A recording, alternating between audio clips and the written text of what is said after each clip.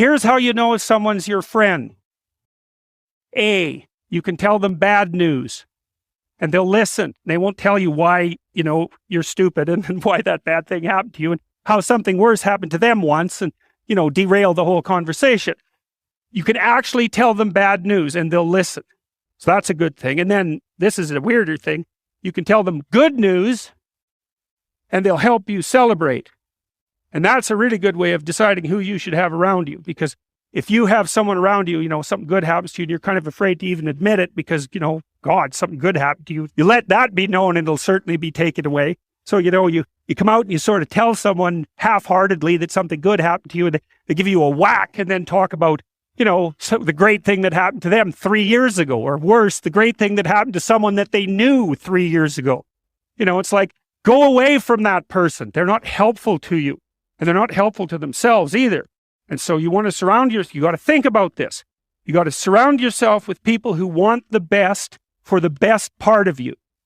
You can hang around with weasels and losers that are trying to pull you down to justify the fact that they're spiraling downhill as well.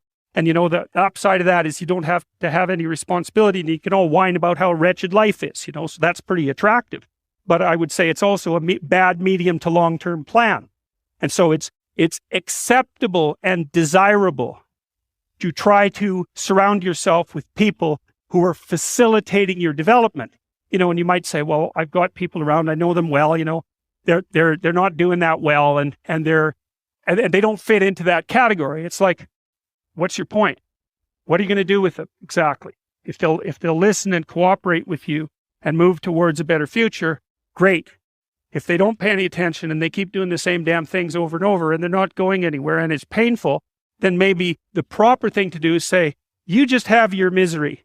I'll go off and have my life. And maybe you'll wake up at some point in the future and think that's a better way of being. Because just putting up with it is, well, they call that enabling, right? You put up with that sort of behavior, you're providing tacit consent for it and even tacit approval. It's like, it's a bad idea. You have, I would say, both the right and the responsibility to surround yourself with people who are good for the best part of you.